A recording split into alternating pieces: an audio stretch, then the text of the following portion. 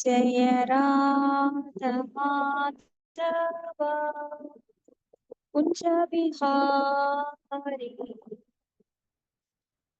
जय राधा माधव कुंज बिहारी। जय गोपी जन वल्लभा गिरिवरधारी। यशोदनन्दन व्रज जनरञ्जन यमुना तीरा वनचारी। जय राधा माधव कुंज बिहारी। हरे कृष्णा कृष्ण कृष्ण हरे हरे हरे राम राम राम हरे हरे हरे कृष्ण कृष्ण कृष्ण हरे हरे हरे राम राम राम हरे हरे हरे कृष्ण कृष्ण कृष्ण हरे हरे हरे राम राम राम हरे हरे कृष्ण कृष्ण कृष्ण हरे हरे हरे राम राम राम हरे हरे हरे कृष्ण कृष्ण कृष्ण हरे हरे हरे राम राम राम हरे हरे। जय श्रील प्रभुपाद की जय। जय गुरु महाराज। अज्ञानतिमिरान्धस्य ज्ञानाञ्जनशलाकया चक्षुरुन्मीलितं येन तस्मै श्रीगुरवे नमः। श्रीचैतन्यमनोभीष्टं स्थापितं येन भूतले स्वयं रूपगदामह्यं ददाति स्वपदान्तिकं। वन्देऽहं श्रीगुरो श्रीयुतपदाकमलं श्रीगुरुन् वैष्णवां च श्रीरूपं साग्रजतं सगणरघुनाथान्वितं तं सजीवं साद्वैतं सावधूतं परिजनसहितं कृष्णचैतन्यदेवं श्रीराधा कृष्णपादान् सगणरघुनाथा श्रीविशाखान्वितां च। हे कृष्णा करुणा सिंधु दीनबन्धो जगत्पते गोपेश गोपिकान्त राधाकान्त नमोऽस्तुते।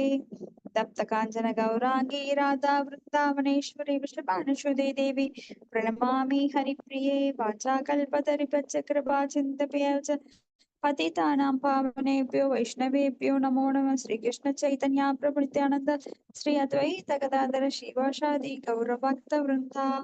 हरे कृष्ण कृष्ण कृष्ण हरे हरे हरे राम राम राम हरे हरे। नारायणं नमस्कृत्य नरं चैव नरोत्तमं देवीं सरस्वतीं व्यासं ततो जयमुदीरयेत्। नष्टप्रायेषु अभद्रेषु नित्यं भागवत सेव्या भगवती उत्तमश्लोके भक्तिर्भवति नैष्ठिकी। मुहं करोति वाचालं पङ्गुं लङ्घयते गिरिं यत्कृपातमहं वन्दे गुरुं दीनतारिणं परमानन्दं माधवं श्रीचैतन्य ईश्वरम्। ओम नमो भगवते वासुदेवाय। ओम नमो भगवते वासुदेवाय। ओम नमो भगवते वासुदेवाय। இது காண்டம் 2 அத்தியாயம் 8 பதம் 11 பார்க்க போறோம். கரெக்ட்டுங்களா மாதாஜி? माताजी प्रणाम माताजी। हरे कृष्ण। प्रणाम माताजी। थैंक यू माताजी। प्रणाम माताजी। हरे कृष्ण। प्रणाम माताजी। हरे कृष्ण। His Divine Grace பக்தி வேதாந்த சுவாமி ஸ்ரீல பிரபுபாதிக்கு ஜெய். பதம் 11 8வது காண்டம் அத்தியாயம் 8வது அத்தியாயம் காண்டம் 2. புருஷாவயவை ஸ்லோகா சபாலஹ பூர்வகல்பிதாஹ லோகைர்ஹமுஷ்யா வயவா சாபாலைரிது இதி கஷ்ரும. மொழிபெயர்ப்பு. கற்றறிந்த பிராமணரே, பிரபஞ்சத்தின் அனைத்து கிரகங்களும் அவற்றின் ஆளுநர்களும் விராட் புருஷரின் பிரம்மாண்டமான உடலின் வெவ்வேறு பாகங்களில் அமைந்திருப்பதாக முன்பு விவரிக்கப்பட்டது. அதை நானும் கேள்விப்பட்டிருக்கிறேன். ஆனால் அவற்றின் உண்மை நிலை என்ன? தயவு செய்து விளக்கி கூறுவீராக. இங்க கற்றறிந்த பிராமணரே அப்படின்னு யாரு சொல்றாங்க? பரிஷித் மகாராஜா சுகதேவ கோஸ்வாமியை பத்தி சொல்றாரு. அப்ப எல்லா கிரகங்களும் அவற்றின் ஆளுநர்களும் விராட் புருஷரோட உடல்ல அமைஞ்சிருக்கு. ஏன்னா விராட் புருஷர் அப்படின்னா பௌதிக ரூபம், பகவானோட பௌதிக ரூபம் விராட் புருஷன். நம்ம பகவத்கீதையில 11 அத்தியாயத்துல விஸ்வரூபம் அப்படின்னு படிக்கிறோம். அப்ப அந்த விராட் புருஷர் தான் எங்கும் பரவி இருக்கின்றார். அவரே எப்படி டைரக்டாவும் இன்டைரக்டாவும் எப்படி இந்த பிரபஞ்சங்களை படைத்து காத்து அளிக்கின்றார் அப்படின்னு நாம பாக்குறோம். யதா மகாந்தி பூதானி பூதேஷோ அவசேஷோனோ, உள்ளேயும் இருக்கிறேன் ஆனா இல்லாமலும் இருக்கின்றேன் அப்படின்னு சொல்றாரு. அப்ப பகவான் இந்த இயக்கங்களை எவ்வாறு செய்கிறார்? தன் சக்தியின் மூலமாக செய்கின்றார். அவர் இல்லாம எதுவுமே இங்க நடக்காது. அப்ப அவரது வெளிப்புற சக்தி அப்படிங்கிறது விராட் புருஷ ரூபத்துல இங்க இந்த பிரபஞ்சங்களாக அவரது சக்திகள் இங்க தோன்றி இருக்கு. இல்லைன்னா இந்த உலகங்கள் எல்லாம் இருக்காது பகவானோட சக்தி இல்லைன்னா. ஏன்னா அவர்தான் சக்திமான், சக்தி அளிப்பவர் அவரே. அடுத்தது பதம் 12. யாவான் கல்போ விகல்போ வா யதா காலோ அனுமீயதே பூதபவ்ய பவத் சப்த ஆயுர்மானம் ச யத் சதஹ. ஹரே கிருஷ்ணங்க மாதாஜி, நான் படிக்கட்டுங்களாங்க? படிங்க மாதாஜி. நன்றிங்க மாதாஜி. ஹரே கிருஷ்ணா. மொழிபெயர்ப்பு. மேலும் படைப்பு மற்றும் அழிவு ஆகியவற்றிற்கு இடைப்பட்ட காலம், இரண்டாம் பட்சமான படைப்புகளின் ஆயுள், அத்துடன் கடந்த நிகழ் மற்றும் எதிர்காலங்களின் தன்மை ஆகியவற்றையும், அது மட்டுமல்லாமல் பிரபஞ்சத்தின் வெவ்வேறு கிரகங்களில் உள்ள தேவர்களையும் மனிதர்களையும் போன்ற ஜீவராசிகளின் ஆயுட்காலத்தையும் கூட தயவு செய்து விளக்க வேண்டுகின்றேன். பொருளுரை. கடந்த காலம், நிகழ்காலம் மற்றும் எதிர்காலம் ஆகியவை காலத்தின் வேறுபட்ட அம்சங்கள் ஆகும். இவை வெவ்வேறு கிரகங்களில் உள்ள ஜீவராசிகள் உட்பட பிரபஞ்சம் மற்றும் அதன் உபகரணங்கள் ஆகியவற்றின் ஆயுட்காலத்தையும் குறிப்பிட உதவுகின்றன. ஹரே கிருஷ்ணாங்க மாதாஜி. தேங்க்யூ மாதாஜி. தேங்க்யூ மாதாஜி. அப்ப இங்க சர்க்க விசர்க்க காரிய சிருஷ்டி இதெல்லாம் பத்தி கேக்குறார். சிருஷ்டி அப்படின்னா உண்டாக்குவது. அப்போ எப்படி உண்டாக்குறாரு? அழிவு எப்படி ஏற்படுது? அந்த இடைப்பட்ட காலத்துல எப்படி அதை மெயின்டைன் பண்றார்? அப்ப படைத்தல், காத்தல், அழித்தல் இதெல்லாம் எப்படி நடக்குது? எந்தெந்த கிரகங்கள்ல அவை எப்படி வேறுபடுது? இப்போ இங்க பாத்தீங்கன்னா நம்மளுக்கு கடந்த காலம், நிகழ்காலம், எதிர்காலம் அப்படின்னு சொல்லி காலத்தின் கட்டுப்பாடு இருக்கு பௌதிக உலகத்துல. ஆன்மீக உலகத்துல பாத்தீங்கன்னா காலத்தோட கட்டுப்பாடே கிடையாது. அதனாலதான் பகவான் பகவத்கீதையை சொல்றாரு அகம் காலோஸ்மி அப்படின்னு. ஏன்னா அந்த மகத்தத்துவத்துல இருக்கின்ற அந்த பிரதானமான அந்த பொருட்கள்ல அவர் காலத்தை மிக்ஸ் பண்ணும் போதுதான் அது ரஜோகுணம், தமோகுணம், சத்துவகுணம் அப்படின்னு உருமாறுது. இது எல்லாம் எப்படி நடக்குது அப்படிங்கிறத பரிஷித்து மகாராஜா ரொம்ப விவரமா கேக்குறாரு, ஆர்வமா. பகவானுடைய படைப்பை தெரிந்தால்தான் பகவான் மேல இருக்கிற பற்று அதிகரிக்கும். அவரோட சக்திகள் என்னன்னு கொஞ்சமா தெரிஞ்சுக்கிட்டாதான். இப்ப யாரோ ஒருத்தர் அப்படின்னு நினைச்சு நாம ரோட்ல போறவங்க கிட்ட நாம பற்ற வச்சுக்க மாட்டோம். ஆனா அதே உங்க நண்பன் ரொம்ப ரொம்ப புத்திசாலி, எனக்கு அவன் நண்பன், என்னோட கேரக்டர் அவன் கேரக்டர் ரொம்ப நல்லா இருக்கு அப்படின்னு எல்லாம் புரிஞ்சுக்கிட்டா அவன் மேல உங்களுக்கு ஆட்டோமேட்டிக்கா ஒரு அஃபெக்ஷன் உண்டாகும். ஆனா இங்க இருக்கிறது பௌதிகமான அஃபெக்ஷன் எல்லாம் தற்காலிகமானது, நித்தியமானது கிடையாது. ஆனால் பகவானிடம் நாம் கொண்டுள்ள உறவு என்றும் நித்தியமானது. கிருஷ்ண பிரேமை அப்படிங்கிறது நம்ம மனசுக்குள்ள எப்பவுமே இருக்கு. ஏன்னா அதுதான் இயற்கை, அதை அழிக்க முடியாதது, நித்தியமானது. அந்த பிரேமை நிலையை நாம இப்ப மறந்துருக்கிறோம், தூக்கத்துல இருக்கிறோம். இப்போ நம்மளை தட்டி எழுப்புறதுக்கு யாராவது ஒரு ஆச்சாரியர் வேணும். அந்த கிருஷ்ண பிரேமையை எழுப்புறதுக்கு யாராவது ஒருத்தர் இப்ப ஆன்மீக குரு நம்மளுக்கு அதை எழுப்பிட்டு இருக்காரு. பதம் 13. காலஸ்யானுகதிர் யாது லஷ்யதே அன்வி ப்ருஹதி அபி யாவத்ய கர்ம கதயோ யாத்ருச்சிர் த்விஜசத்தம. மொழிபெயர்ப்பு. பிராமணர்கள் புனிதமானவர்களே, புனிதமானவரே, நீண்ட ஆயுள் நீண்டும் குறுகியும் உள்ளதன் காரணத்தையும், காலத்தின் ஆரம்பம் மற்றும் அதை தொடர்ந்து செயலின் போக்கு ஆகியவற்றையும் கூட தயவு செய்து விவரிக்க வேண்டும்னு கொஞ்சம் இன்னும் விரிவா கேட்டுட்டு இருக்கார். எப்படி நீண்ட ஆயுள் குறுகிய ஆயுள், அந்த காலத்துக்கு தகுந்த மாதிரி அதாவது 4 யுகங்கள், சத்தியுகம், திரேதா யுகம், துவாபர யுகம், கலியுகம். இதுல ஆயுள் நீண்டு இருக்கு முதல் யுகத்துல, அப்புறம் கொஞ்சம் கொஞ்சமா குறையுது. அது போல உள்ளத்துல இருக்கிற அந்த தூய்மையும் குறைஞ்சிட்டே வருது, பொருட்களோட தன்மையும் குறையுது, ஒருத்தருடைய ஹைட் பாத்தீங்கன்னா உயரம் அதுவும் குறைஞ்சிட்டே வருது. அடுத்தது பதம் 14. யஸ்மின் கர்ம சமாவாயோ யதா ஏனோ அபக்ருஹ்யதே குணானாம் குணீனாம் சைவ பரிணாமம் அபிஷதாம். ஹரே கிருஷ்ணா. நீங்களே படிங்க மாதாஜி. நன்றிங்க மாதாஜி. ஹரே கிருஷ்ணா. மொழிபெயர்ப்பு. மேலும் வெவ்வேறு ஜட இயற்கை குணங்களின் அளவிற்கேற்ப உண்டாகும் பலன்கள் எவ்வாறு தேவர்கள் முதற்கொண்டு மிகவும் அற்பமான ஜீவன்கள் வரையிலான வேறுபட்ட ஜீவராசிகளை உயர்வடையவோ அல்லது இழிவடையவோ செய்கின்றன என்பதையும் அன்புடன் விளக்குவீராக. பொருளுரை. ஜட இயற்கை குணங்களில் உள்ள செயல்கள் மிக சிறியவையாகவோ அல்லது மிக பெரியவையாகவோ இருந்தாலும் அவற்றின் பிரதிபலன்கள் சேமிக்கப்படுகின்றன. இவ்வாறாக இக்கர்மங்களின் செயல் விளைவுகள் அதே விகிதத்தில் வெளிப்படுகின்றன. அவை எப்படி நிகழ்கின்றன, செயல்முறைகள் என்னென்ன, மேலும் எந்த விகிதத்தில் அவை செயல்படுகின்றன ஆகிய விஷயங்களை சிறந்த பிராமணரான சுகதேவ கோஸ்வாமியிடமிருந்து பரீட்சித்து மகாராஜர் விசாரித்தார். ஸ்வர்கலோக வாசிகளின் வசிப்பிடங்கள் எனப்படும் உயர் கிரகங்களில் உள்ள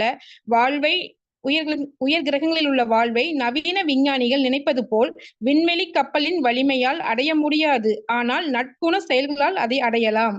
நாம் இப்பொழுது வாழ்ந்து கொண்டிருக்கும் இக்கிரகத்திலேயும் கூட அதிக செழுமை வாய்ந்த ஒரு நாட்டிற்குள் பிற நாட்டினர் நுழைந்ததும் பல நிபந்தனைகள் விதிக்கப்படுகின்றன. உதாரணமாக, அதிக செழுமையடையாத நாடுகளை சேர்ந்த அந்நியர்கள் உள்ளே நுழைவதற்கு பல கட்டுப்பாடுகளை அமெரிக்க அரசாங்கம் விதித்துள்ளது. ஏனெனில் அந்த அந்நியருடனும் தங்கள் செழுமையை பகிர்ந்து கொள்ள அமெரிக்கர்கள் விரும்புவதில்லை. அதை போலவே அதிக மதிநுட்பம் வாய்ந்த ஜீவராசிகள் வாழும் மற்ற கிரகங்களிலும் கூட இதே மனநிலைதான் வழக்கத்தில் இருக்கிறது. உயர் கிரகங்களை சேர்ந்த உயிர்வாழ சூழ்நிலைகள் நற்குணத்தில் உள்ளவையாகும். மேலும் சந்திரன், சூரியன் மற்றும் சுக்கிரனை போன்ற உயர் கிரகங்களினுள் புக விரும்புபவர்கள் பூர்ண நற்குணத்தில் இயற்றப்படும் செயல்களால் முழுமையான தகுதியை பெற வேண்டும். பரீட்சித்து மகாராஜனின் விசாரணைகள் இவ்வுலகில் உள்ள ஒருவனை பிரபஞ்சத்தின் மிக உயர்ந்த பிரதேசங்களுக்கு உயர்த்தப்படுவதற்கு தகுதியுள்ளவனாக்கும் நற்குணத்தை அடிப்படையாக கொண்டவையாகும். இவ்வுலகிலும் கூட நல்ல உத்தியோகத்துடன் கூடிய போதுமான தகுதியை பெறவில்லை என்றால் சமூக நிலையில் நல்ல அந்தஸ்தை ஒருவனால் அடைய முடியாது. உயர் நீதிமன்றத்தை சேர்ந்த நீதிபதியின் ஆசனத்தில் அமரும் தகுதியை பெறாமல் பலாத்காரமாக அதில் ஒருவனால் அமர முடியாது. அதை போலவே இப்பிறவியில் நற்கருமங்களினால் தகுதியை பெறாமல் உயர் கிரக அமைப்புகளினுள் ஒருவனால் நுழைய முடியாது. ரஜோ மற்றும் தமோ குணங்களின் பழக்கத்துக்கு அடிமையானவர்களால் மின் கருவிகளின் மூலமாக உயர் கிரக அமைப்புகளினுள் நுழைவதற்கு வாய்ப்பில்லை. பகவத்கீதையின் 9.25 கூற்றுக்கிணங்க உயர்ந்த ஸ்வர்கலோகங்களுக்கு உயர்த்தப்படும் தகுதியை பெற முயல்பவர்களால் அங்கு செல்ல முடியும். அதே போலவே பித்ருலோகங்களுக்கு செல்ல முயல்பவர்கள் அங்கு செல்ல முடியும். அவ்வாறே இந்த பூமியில் உள்ள சூழ்நிலைகளை விருத்தியடைய செய்ய முயற்சிப்பவர்களும் அதை செய்யலாம். பகவானிடம் திரும்பி செல்வதில் ஈடுபட்டுள்ளவர்களும் அதற்குரிய பலனை அடையலாம். நற்குணத்தில் உள்ள பல்வேறு செயல்களும் அவற்றின் பிரதிபலன்களும் பொதுவாக புண்ணிய கருமங்கள் எனப்படுகின்றன.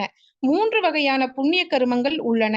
அவை அறிவுடன் கூடிய பக்தி தொண்டு, யோக சித்திகளுடன் கூடிய பக்தி தொண்டு மற்றும் இறுதியாக வேறு நற்குணங்களுடன் கலப்பில்லாத பக்தி தொண்டு. இந்த கலப்பற்ற பக்தி தொண்டு உன்னதமானதாகும். இது பராசக்தி என்று அழைக்கப்படுகிறது. இது மட்டுமே ஒருவரை பகவானின் உன்னதமான ராஜ்யத்திற்கு உயர்த்தக்கூடியதாகும். அத்தகைய உன்னத ராஜ்யம் கற்பனையான ஒன்றல்ல. அது சந்திரன் இருப்பது எவ்வளவு உண்மையோ அவ்வளவு உண்மையானதாகும். பகவானுடைய ராஜ்யத்தையும் பகவானையும் புரிந்து கொள்ள ஒருவர் உன்னதமான குணங்களை பெற்றிருக்க வேண்டும். ஹரே கிருஷ்ணா. தேங்க்யூ மதஜி. தேங்க்யூ மதஜி. ஹரே கிருஷ்ணா. இப்ப இங்க வந்து பரீட்சித் மகாராஜா தொடர்ந்து கேள்விகள் கேட்டுக்கொண்டிருக்கிறார் சுகதேவ கோஸ்வாமியை பார்த்து. அதுல இந்த முக்கியமான கேள்விகள் என்னன்னா, எப்படி இந்த ஜடை இயற்கை குணங்கள் சத்துவகுணம், ரஜோகுணம், தமோகுணம் இது எப்படி செயல்படுது? அப்ப தேவர்கள் இருந்து கீழ்நிலை ஜீவராசிகள் வரை அப்ப உயர்வடையவோ இழிவடைவோ அது எவ்வாறு செய்கின்றது? அப்போ ஒவ்வொரு செயலுக்கும் ஒரு வினை இருக்கின்றது, கர்ம விளைவுகள் இருக்கின்றது. அந்த கர்ம விளைவுகள் அடிப்படையில எப்படி அது செயல்படுது அப்படின்னு எல்லாம் ரொம்ப ஆராய்ச்சி பூர்வமா கேக்குறாரு. இதுதான் பகவத் விஞ்ஞானம். அப்போ இங்கெல்லாம் பாத்தீங்கன்னா இயந்திரங்கள் மூலமாக மேல் கிரகங்களுக்கு செல்ல அற்பர்கள், தமோ குணத்திலையும் ரஜோகுணத்திலையும் இருக்கின்ற அற்ப மனிதர்கள் யோசனை பண்றாங்க. அதுக்காக திட்டம் தீட்டுகிறார்கள். அதுக்காக பல கோடி செலவு பண்றாங்க. ஆனா சுத்த சத்துவ குண நிலைக்கு உயராமல் ஒருவரும் அதற்குரிய தகுதி இல்லாமல் மேல் கிரகங்களுக்கு போக முடியாதுங்கிறத இங்க ஸ்ரீல பிரபுபாதர் உறுதியிட்டு சொல்கிறார். அப்ப சுத்த சத்துவ நிலைக்கு உயர வேண்டும் என்றால் பக்தி தொண்டு செய்ய வேண்டும். அப்பதான் மேல் கிரகங்களுக்கு போக முடியும். இப்ப ஒரு நாட்டுக்கு போகணும் அப்படின்னா அதுக்கு வந்து விசா எடுக்கணும், நாம பாஸ்போர்ட் எடுக்கணும். அப்போ அங்க எவ்வளவு நாளைக்கு இருக்கிறோங்கிற அப்ளை பண்ண, அதுக்கெல்லாம் உனக்கு தகுதி இருக்கா, எஜுகேஷன் இருக்கா, என்ன பர்பஸ்க்கு வர்ற, உன்னோட போட்டோ கொடு, ஐடி கொடு, உங்களுக்கு உரிய அந்த பாஸ்போர்ட்டுக்கெல்லாம் எவ்வளவோ கண்டிஷன்ஸ் வைக்கிறாங்க. அப்போ ஒரு நாட்டுல இருந்து இன்னொரு நாட்டுக்கு போறதுக்கு இவ்வளவு கண்டிஷன்ஸ் அப்ளை பண்ணணும். நாம உடல்ல ஃபிட்னஸ் இருக்கா, இல்ல நீ என்னென்ன எடுத்துட்டு வர்ற, அதுல என்னென்ன உனக்கு அங்க வந்து உள்ள அனுமதி பண்ண மாட்டோம். இங்கிருந்து நம்ம ரகசியமா மற்ற பொருட்களை கூட சில உணவுப் பொருட்களை கூட கொண்டு போக முடியாது. அப்படி ஒவ்வொரு நாட்டுக்கும் இடையில பல சட்டங்கள் இருக்கு. அப்ப அதெல்லாம் உங்களை செக் பண்ணி அப்புறம்தான் அந்த நாட்டு எல்லைக்குள்ள அனுப்புவாங்க. அப்ப இங்கேயே இவ்வளவு சட்டதிட்டங்கள் இருக்கும்போது ஆன்மீக உலகம் மிக மிக உயர்ந்த கிரகங்கள். இங்க இருந்து மேல போக போக மேல் கிரகங்கள் அப்படிங்கிறது மிக உயர்ந்தவை. அந்த உயர்ந்த கிரகங்களுக்கு போறதுக்கு நம்மளுக்கு தகுதி வேணும். தகுதி இல்லாம ஒருத்தன் அங்க போகவே முடியாது. அப்ப எல்லாரும் நினைச்சுக்கிறாங்க நாம இறந்த உடனே நான் மேல் உலகத்துக்கு போறேன், அதனால நிறைய புண்ணியம் பண்றேன் அப்படின்னு எல்லாம். அது சாத்தியம் கிடையாது. அப்ப புரிதல் இருக்கணும்.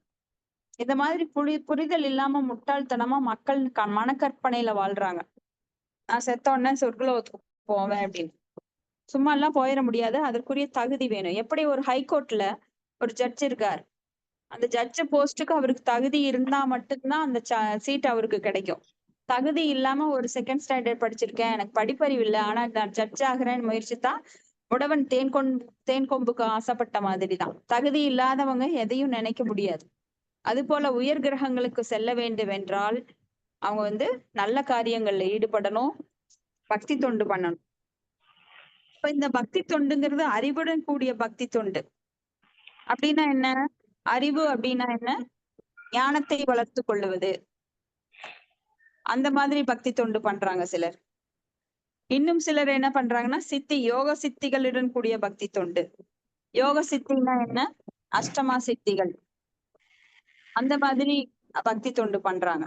இன்னும் சிலர் தூய பக்தி தொண்டு, அந்நியா அபிலாஷித சூன்யம், எந்த அபிலாஷைகளும் இல்லாத பக்தி தொண்டு பண்றாங்க. அந்த பக்தி தொண்டுதான் பராபக்தி அப்படின்னு சொல்லப்படுது. பரா அப்படின்னாலே உயர்ந்த பக்தி என்ன? எதையும் எதிர்பார்க்காமல் பகவானிடம் அன்பு செலுத்துவது. இப்ப இங்க நாமெல்லாம் அன்பு செலுத்துறோம். ஒரு தாய் வந்து மகன் மேல அன்பு செலுத்துறான், ஒரு மகன் வந்து தாய் தந்தை மேல அன்பு செலுத்துறாங்க, அக்கா தங்கச்சி மேல அன்பு செலுத்துறோம். இதெல்லாம் வந்து தூய்மையான அன்பு கிடையாது. ஏன்னா ஏதோ ஒரு விதத்தில் எதிர்பார்ப்புகளுடன் கூடியதுதான் இந்த அன்பு. நான் இப்போ கணவனுக்கு வந்து 4 நாளைக்கு சாப்பாடு செய்யல அப்படின்னா அந்த அன்பு பொய்த்து போகும். அப்ப அன்பு என்பது எதையும் எதிர்பார்க்காதது. ஆனா இங்க வந்து நம்மளுக்குள்ள எல்லாருக்குமே எதிர்பார்ப்பு. நீ இதை செய்யறியா, அப்பதான் உன்னோட உறவு உண்மை அப்படின்னு நாமெல்லாம் ஒரு வரையறை வச்சிருக்கோம். ஆனா பகவானுக்கு அப்படி இல்லை, எதிர்பார்க்காத அன்பு. அதைத்தான் அவர் எதிர்பார்க்கிறார். பகவான்கிட்ட இருந்து எனக்கு காசு வேணும், எனக்கு உடல் சுகம் வேணும், எனக்கு மகம் வேணும், எனக்கு கல்யாணம், என் பையனுக்கு கல்யாணம் நடக்கணும், இப்படி 1000 டிமாண்ட்ஸ் எல்லாம் வச்சுக்கிட்டு பகவான்கிட்ட வியாபாரம் பண்றது அன்பு கிடையாது. எந்த ஒரு நிபந்தனையும் இல்லாத அன்புதான் அவர் எதிர்பார்க்கிறார். அப்ப அந்த உன்னத ராஜ்யம் கற்பனையானது கிடையாது. சந்திரன் பாக்குறது நம்ம உண்மை. அப்போ இத ஞான சக்ஷு, ஞானத்தின் கண் கொண்டு பார்க்க வேண்டும், சாஸ்திரத்தின் கண் கொண்டு பார்க்க வேண்டும். அப்பதான் நம்மளுக்கு அந்த உலகத்தை பத்தி அங்கிருந்து வர்ற தூய பக்தர்கள் நம்மளுக்கு சொல்றாங்க. அதன் மூலமா தான் புரிஞ்சுக்க முடியும். நான் செத்து பார்த்தாதான் நான் சாவு என்னங்கிறத தெரிஞ்சுப்பேன் அப்படின்னா அது முட்டாள்தனம். எல்லாமே அப்படியே அந்த யூகத்தின் மூலமா நாம தெரிஞ்சுக்க முடியாது. சிலதெல்லாம் ஸ்ருதி ஸ்மிருதி சாஸ்திர புராண இது அப்படின்னு சொல்லி ஸ்ருதி மூலமா, அதாவது சாஸ்திரங்கள் மூலமா, ஸ்மிருதி அப்படின்னா சாஸ்திரங்கள் வெளிவந்த நூல்கள் மூலமாக, நம்ம குருமார்கள் மூலமாக நாம் தெரிந்து கொள்ள வேண்டும். அது ஸ்ரத்தையோட கேட்கணும். அதன் மூலமா தெரிஞ்சுக்கலாம். நம்பிக்கையோட. நம்பிக்கை இல்லாம எதை பண்ணினாலும் நம்மளுக்கு அதுல நிம்மதி இருக்காது. இப்ப குடும்பத்திலேயே நம்பிக்கை இல்ல, கணவன் மேல பொண்டாட்டிக்கு நம்பிக்கை இல்ல, அந்த மனைவி மேல கணவனுக்கு நம்பிக்கை இல்ல, பசங்க மேல நம்பிக்கை இல்லைன்னா ஒரே குழப்பமா தான் இருக்கும். அடுத்தது பதம் 15. பூபாதால ககுப்வயோம கிரக நட்சத்திர பூப்ருதாம் சரித் சமுத்திர தீபானம் சம்பவஸ்சை சைதத் போகஷாம். ஹரே கிருஷ்ண மாதாஜி. நான் படிக்கிறேன் மாதாஜி. மொழிபெயர்ப்பு வழங்கியவர் ஆசா பக்தி வேதாந்த சுவாமி பிரபுபாதருக்கு ஜெய். பிராமண சிஸ்டரே, பிரபஞ்சம் முழுவதிலுள்ள கோலங்கள், ஸ்வர்க்கத்தின் 4 திசைகள், ஆகாயம், கிரகங்கள், நட்சத்திரங்கள், மலைகள், நதிகள், கடல்கள் மற்றும் தீவுகள் ஆகியவையும் அவற்றின் வேறுபட்ட வாசிகளும் எவ்வாறு படைக்கப்படுகின்றன என்பதையும் தயவு செய்து விளக்கி அருளுங்கள். பொருளுரை. வெவ்வேறு இடங்களில் வசிப்பவர்கள் வெவ்வேறு விதத்தில் அமைந்துள்ளனர். எல்லா விஷயங்களிலும் அவர்கள் சமமானவர்கள் அல்ல. நிலம், நீர் மற்றும் ஆகாய வாசிகளுக்கு இடையில் வேறுபாடு உண்டு. அதே போலவே ஆகாயத்தில் உள்ள வெவ்வேறு கிரகங்கள் மற்றும் நட்சத்திரங்களின் வாசிகளும் ஒருவருக்கொருவர் வேறுபட்டுள்ளனர். பகவானின் விதிக்கேற்ப எந்த இடமும் காலியாக இல்லை. ஆனால் ஒரு குறிப்பிட்ட இடத்தை சேர்ந்த உயிரினங்கள் மற்ற இடங்களை சேர்ந்த உயிரினங்களிலிருந்து வேறுபட்டுள்ளன. மனித சமூகத்திற்கிடையிலும் கூட காட்டுவாசிகள் அல்லது பாலைவனவாசிகளும் நகரங்களிலும் கிராமங்களிலும் வாழ்பவர்களிடமிருந்து வேறுபட்டவர்களாக இருக்கின்றனர். இயற்கை குணங்களுக்கேற்ப அவர்களின் படைக்கப்பட்டுள்ளனர். இயற்கை விதிகளின் இத்தகைய ஏற்பாடு குருட்டுத்தனமானது அல்ல. இந்த ஏற்பாட்டுக்கு பின்னால் பெருந்திட்டம் ஒன்று உள்ளது. இவை அனைத்தையும் சரியாக புரிந்து கொள்ளக்கூடிய விதத்திலும் அதிகாரப்பூர்வமான முறையிலும் விளக்கி கூறுமாறு மகாமுனி சுகதேவ் கோசாமி பரிசுத் மகாராஜன் கேட்டுக்கொண்டார். ஹரே கிருஷ்ண மாதாஜி. நன்றி மாதாஜி. ஹரே கிருஷ்ண மாதாஜி. தேங்க்யூ. அப்ப இங்க தொடர்ந்து கேள்வி கேட்கிறாரு. எப்படி பிரபஞ்சம் முழுதில் உள்ள கோலங்கள், 4 திசைகள், ஆகாயம், கிரகம், நட்சத்திரம், மலைகள், நதிகள், கடல்கள், தீவுகள், இதுல வேறுபட்ட ஜீவராசிகள் எவ்வாறு படைக்கப்படுகின்றன அப்படின்னு கேக்குறாரு. இப்ப நம்ம பாத்தீங்கன்னா, இப்போ நாமெல்லாம் மனுஷங்கள் தான் சொல்றோம். மனுஷங்களே பார்த்தீங்கன்னா எவ்வளவு வெரைட்டி இருக்காங்க. 3 லட்சம் மனித வெரைட்டிஸ் இருக்காங்க. சுனாந்த புலிந்த புல்கசா வீர கம்பா யவனா கஷாதயக அப்படின்னு சொல்லி மனிதர்களே பாத்தீங்கன்னா இங்க பனி பிரதேசங்கள்ல வாழ்கின்ற அந்த மனிதர்கள் அதுக்கு தகுந்த உடல் அமைப்போட இருப்பாங்க. அவங்களால கொஞ்சம் அதை தாங்கிக்க முடியும். பாலைவனத்துல இருக்கிறவங்க அந்த வெயில் கடினமான அந்த வெயில தாங்கிக்கக்கூடிய ஒரு அமைப்போட இருப்பாங்க. அது போல உயிர்வாளிகள்ல பாத்தீங்கன்னா ஒட்டகம் பாலைவனத்துல இருக்கு. அது தன்னோட உடல்ல நேர சேர்த்துக்கும். டெய்லியும் போய் அது குடிக்க முடியாது. ஏன்னா பாலைவனத்துல தண்ணி கிடைக்காது. அப்ப அது சேமித்து வைக்கக்கூடிய ஒரு பகுதி உடம்புல இருக்கு. அதன் மூலமா அது அந்த ஜீவராசி உயிர் வாழுது. அப்ப நீருக்குள்ள இருக்கிற உயிர்வாளிகள் ஜீவராசிகள் எல்லாம் எப்படி நீருக்குள்ளேயே இருந்தாதான் உயிர் வாழ முடியும். வெளியில வந்து அதனால உயிர் வாழ முடியாது. நம்மளை தூக்கி நீருக்குள்ள போட்டா நாம உயிர் வாழ முடியாது. இப்படி எத்தனை ஜீவராசிகள் இருக்கின்றது. அது ஏன் அப்படியெல்லாம் அந்த அமைப்பு வந்தது? ஏன் அந்த ஜீவராசி நீருக்குள்ள இருக்கணும், நாம ஏன் வெளியில இருக்கணும்? நம்மளுக்கே 6 அறிவு இருக்கு, அதுக்கே 5 அறிவு இருக்கு. சில உயிர்வாளிகளுக்கு 1 அறிவு, 2 அறிவு, 3 அறிவு, இப்படி ஏன் மாறுபாடு அப்படின்னு கேட்டா அதுக்கெல்லாம் இங்க பகவான் சுகதேவ ஏன் பகவான் இப்படி படைச்சார் அப்படிங்கிறதுக்கு பரீட்சித் மகாராஜாக்கு சுகதேவ கோஸ்வாமி இனி வர்றப்போ பதில் சொல்ல போறாரு. இங்க இதற்கான பதில் 5.1 ஸ்தானம் போதனம் ஊதயச்ச. அப்ப எப்படி படைப்பு அப்படிங்கிறது ஸ்தானம், அதையெல்லாம் 5வது கேண்டோல சொல்ல போறாரு. பதம் 16. பிரமாணம் மண்ட கோங்ஷ்ய பாக்யாப்கிய யந்திர பேதத மகதாம் சானுசரீதம் வர்ணாசிரம வினிஷ்சயः. மாதாஜி நான் நான் படிக்கிறேன். படிக்கிறேன் மாதாஜி, படிக்கணுங்க. ஓம் ஓம் நமோ பகவதே வாசுதேவாய. ஓம் நமோ பகவதே வாசுதேவாய. ஓம் நமோ பகவதே வாசுதேவாய. மொழிபெயர்ப்பு பொருளுரை ஆசா பக்தி வேதாந்த சாமி பிரபாதுக்கு ஜெய். மொழிபெயர்ப்பு: பிரபஞ்சத்தின் உள்வெளியும் புறவெளியும் அவற்றின் பிரிவுகளுக்கு ஏற்ப விளக்கவும், அத்துடன் மகாத்மாவின் குணம் மற்றும் செயல்களையும், மேலும் சமூகம் மற்றும் ஆன்மீக பிரிவினர்களின் செயல்முறைகளையும் கூட தயவு செய்து விளக்குவீராக. பொருளுரை: பரிசுத்த மகாராஜன் பகவான் ஸ்ரீ கிருஷ்ணரின் பாதங்களில் சிறந்த எடுத்துக்காட்டாவார். இதனால் பகவானுடைய படைப்பின் முக்கியத்துவத்தை அறிய அவர் ஆவல் கொண்டார். விஸ்வரூபத்தின் உள்புற வெளிகளை அவர் அறிய விரும்பினார். உண்மையான அறிவை தேடுவதற்கு இதை பற்றிய அனைத்தையும் அறிவது மிகவும் அவசியம். பகவத் பக்தர்கள் வெறும் மனோபாவங்களால் திருப்தி அடைகின்றனர் என்று சிலர் கருதுகின்றனர். திவ்ய பக்தர் ஒருவர் பொருட்களை அவற்றின் பரிபூர்ணமான நிலையில் அறிய எவ்வளவு ஆவல் கொண்டுள்ளார் என்பதை இவர்கள் பரிசுத்த மகாராஜாவின் விசாரணையிலிருந்து நன்கு அறியலாம். நவீன விஞ்ஞானியால் பிரபஞ்சத்தின் உள்வெளியை கூட அறிய முடியவில்லை. பிரபஞ்சத்தை மூடியுள்ள புறவெளியை பற்றிய கூற என்ன இருக்கிறது? ஹரே கிருஷ்ணா. பரிசுத்த மகாராஜன் பௌதீக அறிவுடன் திருப்தி அடையவில்லை. மகாத்மாக்களான பகவத் பக்தர்களின் குணம் மற்றும் செயல்களை பற்றியும் அவர் விசாரித்தார்.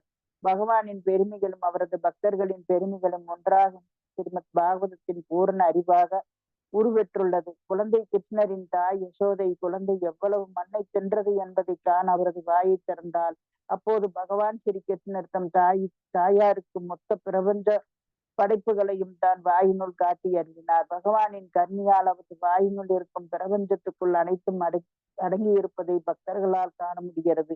மனித சமூகத்தின் 4 வர்ணங்கள் மற்றும் 4 ஆசிரமங்களை பற்றிய கருத்தும் இங்கு விசாரிக்கப்பட்டது. இந்த 4 வர்ணங்களும் உடலின் 4 பகுதிகளும் ஒப்பானவையாகும். உடல் உறுப்புகள் உடலிலிருந்து வேறுபட்டவை அல்ல, ஆனால் தனித்திருக்கும் பொழுது அவை வெறும் அங்கங்களாக மட்டுமே இருக்கின்றன. இதுவே வர்ணாசிரம முறையின் விசேஷமாகும். மனித சமூகத்தின் இத்தகைய விஞ்ஞானபூர்வமான பிரிவுகளின் மதிப்பை பகவானிடமுள்ள பக்தி தொண்டனுடைய முன்னேற்றத்தின் விகிதத்திற்கு ஏற்றவாறு மட்டுமே ஆய்ந்தறிய முடியும். ஜனாதிபதி உட்பட அரசாங்க சேவையில் ஈடுபட்டுள்ள ஊழியர்கள் அனைவரும் மொத்த அரசாங்கத்தின் அங்க உறுப்பினர்கள் ஆவார். அனைவரும் அரசாங்க ஊழியர்களே, ஆனால் ஒவ்வொருவரும் தனிப்பட்ட முறையில் அரசாங்கமாக இருப்பதில்லை. இதுவே பரமபுருஷரின் அரசாங்கத்தில் உள்ள ஜீவராசிகளின் நிலையாகும். பகவானை போல் உன்னத நிலையில் இருப்பதாக ஒருவரும் செயற்கையான முறையில் உரிமை கொண்டாட முடியாது. ஆனால் அனைவரும் பூர்ண புருஷருக்கு தொண்டாற்றும் நோக்கத்திற்காகவே உள்ளனர். ஹரே கிருஷ்ண மாதாஜி. ஹரே கிருஷ்ண மாதாஜி. அப்ப இதுல இருந்து நாம என்ன தெரிஞ்சுக்கலாம் அப்படின்னா, ஒரு அரசனின் ஆளுகையின் கீழ் எப்படி பிரஜைகள், மந்திரி, அரசாங்க அதிகாரிகள், கிளர்க்கு, இந்த மாதிரி ஏகப்பட்ட ஸ்டேஜ்ல எல்லாரும் இருக்காங்களோ, அது போல பகவானுடைய கண்ட்ரோல்ல இங்க தேவர்கள், முனிவர்கள், சாதுக்கள் மற்றும் மனிதன் போன்ற ஜீவராசிகள், மற்ற மிருகங்கள் எல்லாமே பகவானுடைய கண்ட்ரோல்ல தான் இருக்கு. அப்ப தனித்தனியா ஒவ்வொருத்தரையும் நாம பிரஜைகள், இவர் தனி அரசாங்கம், இவர் தனி அரசாங்கம்னு சொல்ல முடியாது. சோ ஒரு அரசாங்கத்தின் கட்டுப்பாட்டின் கீழே எவ்வளவு பிரிவுகள் இருக்குது. அது போல பகவான் ஒருவருடைய கட்டுப்பாட்டின் கீழே இங்க எல்லாமே உள்ளடங்கி இருக்கின்றது. எப்படி ஒரு உடல்ல அங்கங்கள் இணைந்திருக்கின்றவோ, விரல் தனியா கிடையாது, கால் தனியா கிடையாது, கை தனியா கிடையாது, கண் தனியா கிடையாது. அப்போ ஒரு உடல்ல இத்தனை அங்கங்கள் இருக்கு. எலும்பு, சதை, ரத்தம், நாளம் எல்லாமே உள்ள இருக்கு ஒரு உடம்புல. அது பிரித்து தனியா போக முடியாது. என்னோட கால் தனி உடல் அப்படின்னு யாராவது சொல்லுவாங்களா? கைய பிரிச்சு எடுத்துட்டு இது என்னோட உடல்னு சொல்லுவாங்களா? கிடையாது.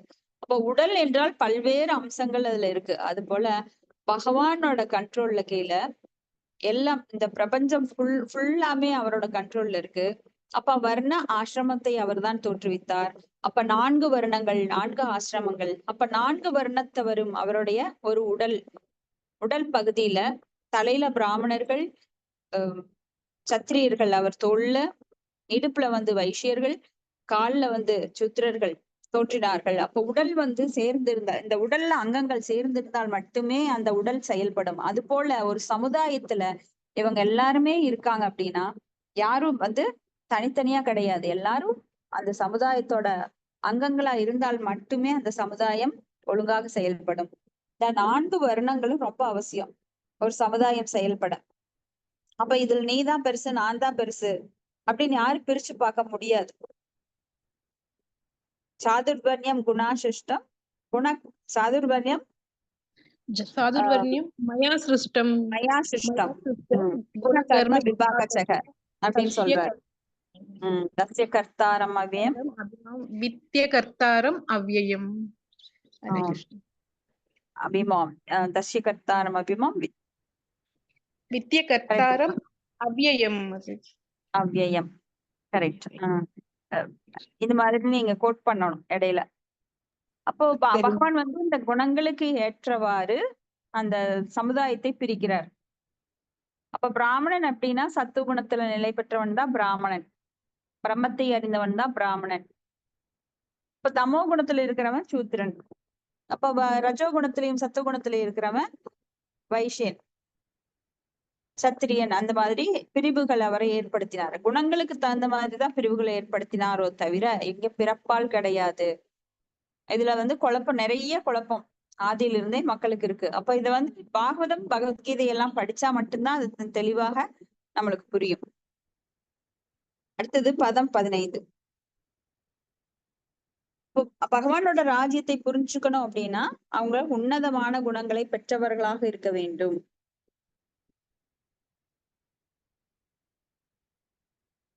அடுத்தது பதம் 16. 16 தான் இப்ப படிச்சங்க.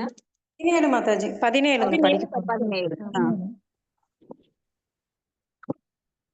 பதம் 17. யுகானி யுகமானம் ச தர்மோயஸ்ச யுகே யுகே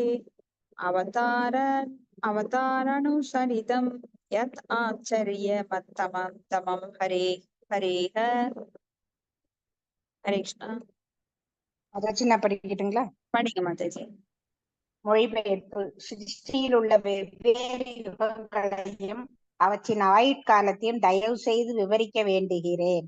அத்துடன் வெவ்வேறு யுகங்களில் அவதரிக்கும் பகவானின் வெவ்வேறு செயல்களை பற்றியும் கூறுவீராக. பொருளுரை. பகவான் ஸ்ரீ கிருஷ்ணரே ஆதி புருஷரான முழுமுதற் கடவுளாவார். பரம புருஷரின் அனைத்து அவதாரங்களும் அவரிலிருந்து வேறுபடாதவர்களாக இருப்பினும் அவர்கள் அந்த பரம புருஷரிலிருந்து தோன்றுபவர்களேயாவர்.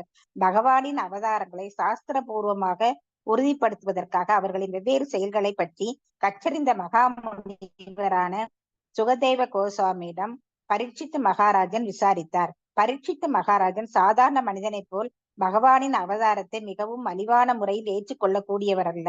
மாறாக வேத இலக்கியங்களில் குறிப்பிடப்பட்டு சுகதேவ கோஸ்வாமியை போன்ற ஓர் ஆச்சாரியரால் உறுதி செய்யப்பட்ட அறிகுறிகளின் மூலமாக பகவானின் அவதாரத்தை ஏற்க அவர் விரும்பினார். பகவான் ஜட இயற்கையின் விதிகளுக்கு கட்டுப்படாமல் தமது அந்தரங்க சக்தியின் வாயிலாக அவதரிக்கிறார். அவரது செயலாலும் அசாதாரணமானவையாவே பகவானும் அவரது செயல்களும் உன்னதமான மட்டத்தில் இருப்பதால் அவ்விரண்டும் முற்றிலும் ஒன்றானவை என்பதை ஒருவன் அறிய வேண்டும். இவ்வாறாக பகவானின் செயல்களை பற்றி கேட்பதென்பது அவருடன் நேரடியாக உறவாடுவதையும் அவருடன் நேரடியாக உறவாடுவதென்பது ஜடக்கலங்கங்களிலிருந்து தூய்மை அடைவதையும் குறிப்பதாகும். இக்கருத்தை நாம் முன்பே விவரித்திருக்கிறோம். ஹரே கிருஷ்ணா. ஹரே கிருஷ்ணா. தேங்க்யூ மாதாஜி. இப்போ எல்லா யுகங்கள் அவற்றினோட ஆயுட்காலங்கள் சத்தியுகம், திரேதா யுகம், துவாபர யுகம், கலியுகம். அப்போ பகவான் வந்து வெவ்வேறு யுகத்துல யுக அவதாரியாக வர்றார். அவருடைய செயல்கள் என்ன அதையெல்லாம் சொல்லி இங்க சொல்றாரு. இதற்குரிய ஆன்சர் வந்து 5வது காண்டத்துல 3.11, 11.5, 12.2 இதுல எல்லாம் இருக்கு. இப்போ பகவான் தான் ஆதி புருஷர். ஆதி புருஷம் தமகம் பஜாமி அப்படின்னு பிரம்மதேவர் சொல்றார். எல்லா அவதாரங்களும் அவரிலிருந்து வேறுபட்டவையாக இருப்பினும் அவர் அந்த பரம புருஷரிலிருந்து எல்லாம் தோன்றுபவையே. ஏதே சாம்சகலா பும்சக கிருஷ்ணஸ்து பகவான் ஸ்வயம் இந்திராரி வியாக்குலம் லோகம் மிருதந்தி யுகே யுகே அப்படின்னு சொல்லி பகவான் வந்து வேறு வேறு அவதாரங்கள் எடுத்தாலும் வேறு வேறு தோற்றங்கள் இருந்தாலும் எல்லாவற்றும் எல்லாம் எங்கிருந்து தோன்றுகின்றன அப்படின்னா பகவான் கிருஷ்ணரிடமிருந்துதான் அவை தோன்றுகின்றன. அவர்தான் மூலம். அவர்னால பல பல வடிவங்கள் எடுக்க முடியும். கோடிக்கணக்கான வடிவங்கள், மில்லியன் கணக்கான, எண்ணிக்கையற்ற, இவ்வளவுதான் சொல்ல முடியாது. அவ்வளவு அவதாரங்களை அவரால் எடுக்க முடியும். எப்படி கடல் அலைகள் எண்ணிக்கை எண்ணில் அடங்காதையோ அப்ப வந்து அதை எண்ணிட்டு உட்கார்ந்து இருக்க முடியாது. 1 2 3 4 அது போல அவரது அவதாரங்கள் எண்ணில் அடங்காதவை. அப்போ ஏன் பரிசுத்த மகாராஜா இதை வந்து சுகதேவ கோஸ்வாமிகிட்ட இருந்து கேட்க விரும்புறார்? ஏன்னா இது மலிவானது கிடையாது. அப்போ உயர்ந்த ஒரு பரம பக்தரிடம் அவர் இதை கேட்டு தெரிந்து கொள்ள விரும்புகிறார். சுகதேவ கோஸ்வாமி போன்ற ஒரு ஆச்சாரியரால் இங்கே இது உறுதி செய்யப்படுது. பகவானோட அவதாரத்தை பத்தி நான் இப்போ சாதாரணமா போய் ஒரு 12th ஸ்டாண்டர்ட் லெசனை போய் ஒரு கிராமவாசி படிக்கவே இல்லை அவங்க கிட்ட போய் இந்தாங்க எனக்கு இந்த அல்ஜிப்ரா சொல்லி கொடுங்க அப்படின்னா அவரால் சொல்லித்தர முடியுமா? அதுக்காக ஒரு டிகிரி இல்ல டாக்டரேட் பண்ண ஒரு மேத்தமெட்டிஷியன் அவங்க கிட்ட போய் படிச்சாதான் அவங்களுக்கு புரியும். சந்தேகம் கேட்டாலும் அவங்க சொல்லுவாங்க. நீங்க ஒண்ணும் தெரியாதவங்கிட்ட போய் கேட்டீங்கன்னா அவங்க கற்பனைக்கு தகுந்த மாதிரி பில்டப் போடுறவங்க நிறைய பேர் இந்த உலகத்துல இருக்கிறாங்க. ஒண்ணுமே தெரியாது ஆனா தெரிஞ்ச மாதிரி காட்டிப்பாங்க. அப்ப அவங்ககிட்ட எல்லாம் போய் இந்த கேள்வி கேட்க கூடாது. அப்ப யார்கிட்ட சுகதேவ கோஸ்வாமிகிட்ட போய் இவர் கேட்கிறார் பரிசுத்த மகாராஜா. அப்ப பகவான் வந்து ஜட இயற்கையின் விதிகளை கட்டுப்படாமல் தமது அந்தரங்க சக்தியின் வாயிலாக அதை அவர் அவதரிக்கிறார். யோகமாயா சமாவிரத நாகம் பிரகாசம் அப்படின்னு சொல்லி அவர் தன்னை வந்து யோக மாயினால் மூடிக்கொள்கின்றார். அப்ப எதனால் அவர் வந்து இங்க அவதரிக்கிறார் அப்படின்னா புறசக்தியினால் அல்ல, அந்தரங்க சக்தியின் மூலமாக, சுரூப சக்தியின் மூலமாக அவதரிக்கின்றார். ஏன்னா அவரது செயல்கள் உன்னதமானவை, அவரது தோற்றம் உன்னதமானது. ஜென்ம கருமச்சமே திவ்யம் ஏவம் யோவேத்தி தத்வதக தியக்த்வா தேகம் புனர்ஜென்ம நைதிமா மேதி சோர்ஜுனன். எனது தோற்றமும் செயல்களும் உன்னதமானவை என்று எவன் அறிகின்றானோ அவன் மீண்டும் இங்கு வந்து பிறப்பதில்லைங்கிறார். இப்ப இவ்வாறு பகவானின் செயல்களை பற்றி கேட்பதென்பது அவருடன் நேரடியாக உறவாடுவதையும் உறவாடுவதென்பது ஜடக்கலங்கத்திலிருந்து தூய்மை அடைவதையும் குறிப்பதாகும். இந்த லைன் ரொம்ப ரொம்ப முக்கியமானது. இப்ப நேரம் பொழுது போகாம நம்ம எல்லாம் கேட்கிறோமா? கிடையாது. நம்மளை தூய்மைப்படுத்திக் கொள்கின்ற ஒரு உன்னதமான செயல், பவித்திரமான செயல். பவித்ரம் இதம் உத்தமம். பவித்ரோ பவித்ரானாம், தூய்மையானவற்றில் தூய்மையானவர் அவர். அப்ப அவரை பத்தி கேட்கும் போது நாம தூய்மை அடைகிறோம். இப்ப சுயநலத்துக்காகவே நம்ம கேட்டா கூட நாம தூய்மை அடைகிறோம். இப்ப பகவானை பத்தி நம்மளுக்கு இன்னும் அன்பு வரல, ஆனா ஏதோ சிஸ்டமேட்டிக்கா கேட்டுட்டு இருக்கோம்.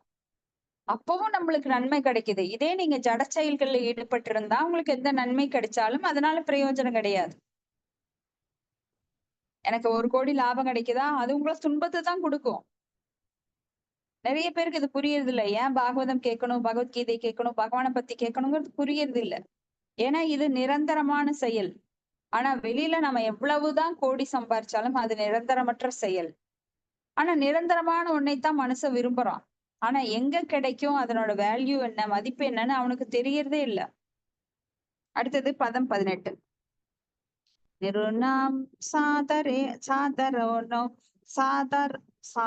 சாதாரணோ தர்ம சவிசேஷ யாத்ருஷ ஸ்ரேணீனாம் ராஜசீனாம் ச தர்ம கிருத்ரேஷு ஜீவதாம். சாதாரண தர்மம் என்ன அப்படின்னு மற்ற தர்மம் என்னன்னு கேக்குறாரு. படிக்கிறீங்களா? மொழிபெயர்ப்பு படிக்கிறேங்க. மொழிபெயர்ப்பு.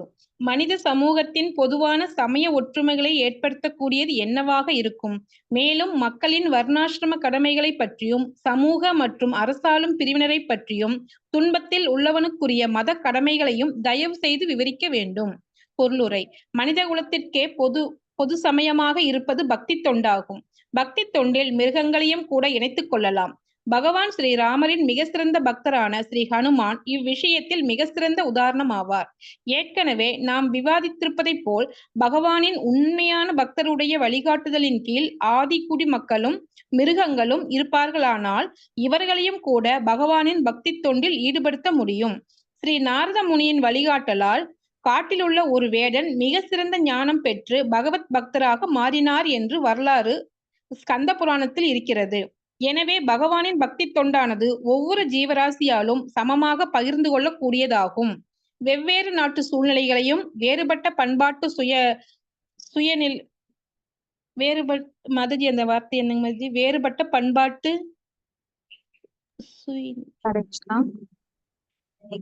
வெவ்வேறு நாட்டு சூழ்நிலைகளையும் வேறுபட்ட பண்பாட்டு சூழ்நிலைகள் மதஜி சூழ்நிலைகளையும் மையமாக கொண்ட மத ஒற்றுமையானது மனிதனின் இழிவான மதமல்ல, மாறாக அது பக்தி தொண்டிற்குரிய அடிப்படை கொள்கையாகும்.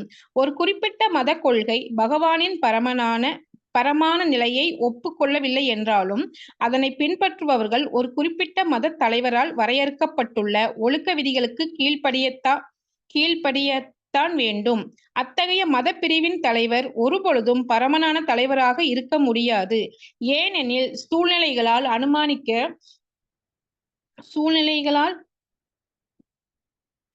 அனுமானிக்கப்பட்ட அத்தகைய தலைவர் ஒருவர் சில தவங்களை மேற்கொண்ட பின் தலைமை பதவிக்கு வருகிறார்.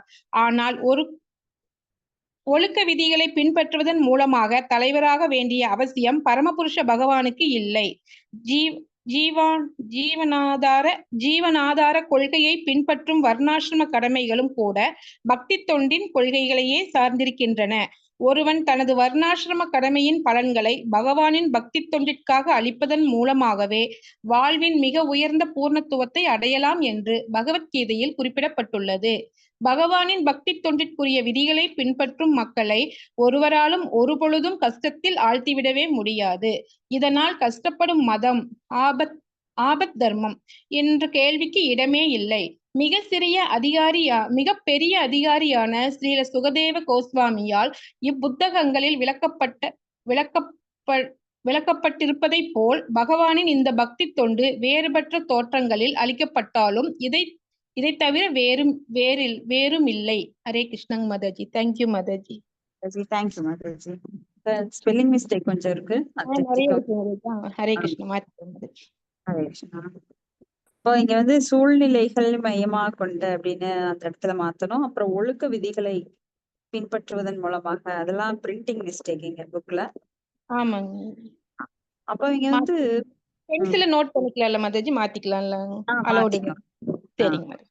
நன்றி மதஜி.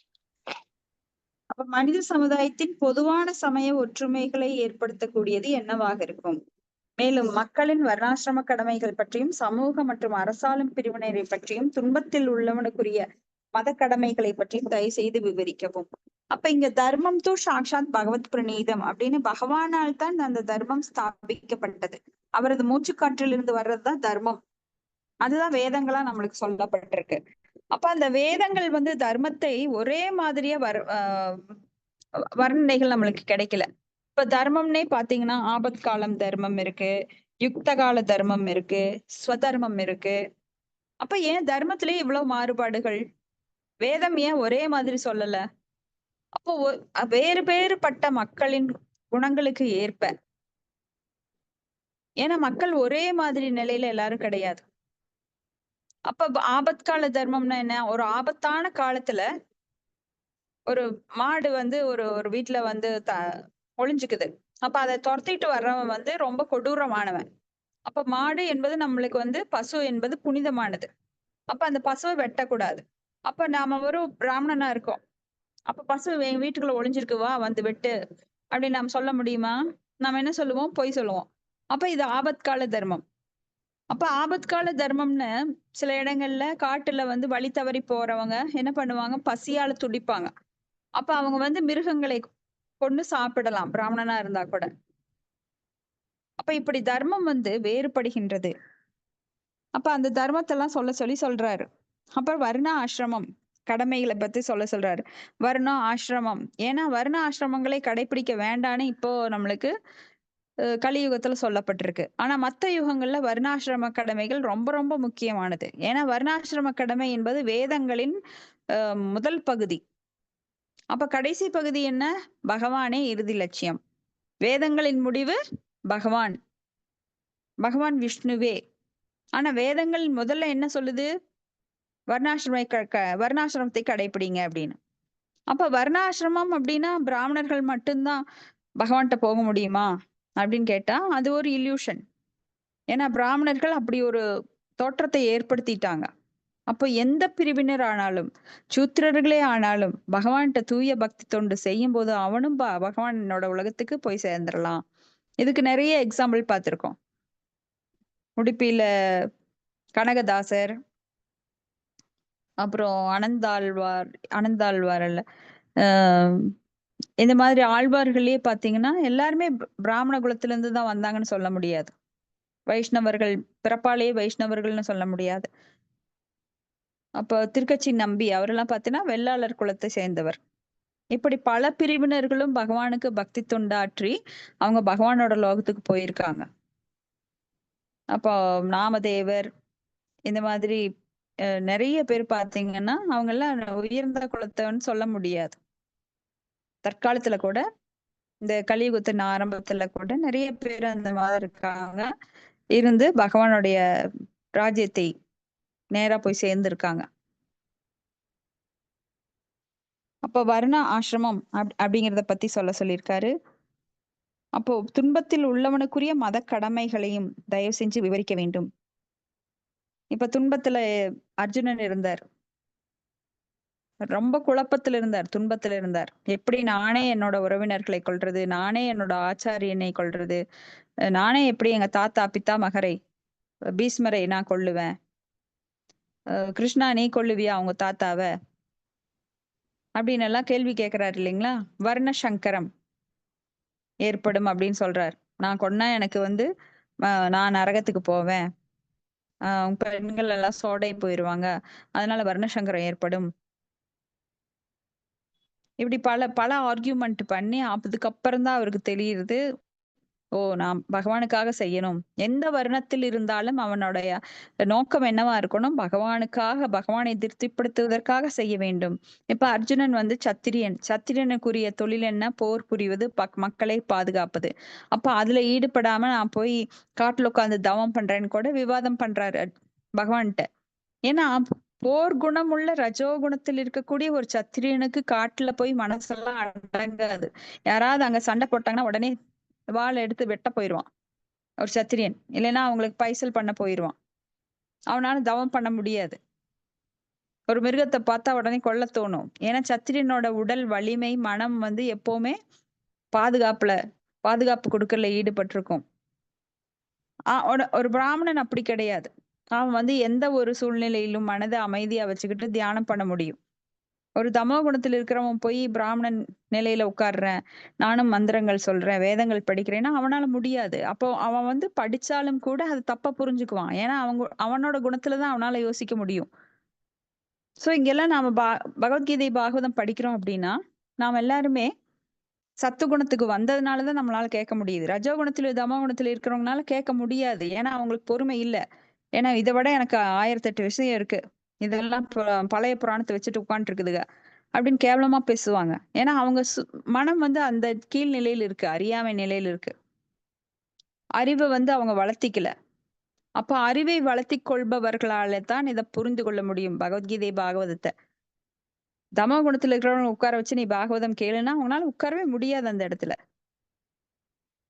இது எல்லாம் அவர் வந்து மத கடமைகள் என்ன, எந்தெந்த பிரிவினர், துன்பத்திற்கு உரியவர்களோட தர்மம் என்ன, இது எல்லாம் கேட்கிறார்.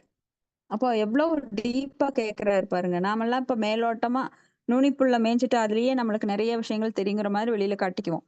ஆனா பரிசுத்த மகாராஜாவுக்கு எல்லாமே தெரிஞ்சிருந்தாலும் அதை பொதுமக்கள் நன்மைக்காக நமக்காக எப்படி அர்ஜுனனை வச்சு பகவத்கீதை சொன்னாரோ அது போல பரிசுத்த மகாராஜா தூய பக்தர். அவருக்கு எல்லாம் தெரிஞ்சிருந்தாலும் கூட நமக்காக அவர் பல கேள்விகளை கேட்கிறார். நம்மளுக்கெல்லாம் தெரியணுங்கிறக்காக, அந்த பாகவதம் வர வேண்டுங்கிறக்காக. பதம் 19.